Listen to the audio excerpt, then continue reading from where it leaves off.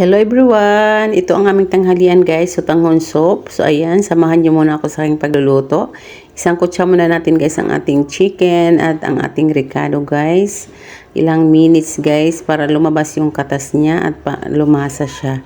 At ayan guys ang aking mga sangkap, carrots, cabbage, and baggy beans. So ayan guys. Tayo maggisa guys ng manok. I-ready muna natin ang lahat ng ating mga gulay guys. So ayan, kumulo na guys ang aking sabaw na sinabaw sa sangkotsyang manok. Ayan, ilagay na natin ang ating sotanghon para maluto na siya guys. Be sure guys na ibabad natin ang sotanghon sa tubig dahil matagal siyang maluto. Timplahan na rin natin guys ng asin at depende sa ating lasa. At pampasarap, kung anong pampasarap ilagay natin. Ako man maglagay din ako ng konting soy sauce at konting Knorr seasoning guys. Pampadagdag lasa guys. Depende sa atin guys. Pero kung ayaw natin, okay lang yan. So ayan, yummy yummy. Masarap ang mainit na sabaw. Dito serve na guys. Kain na tayo. Salamat sa inyong panonood.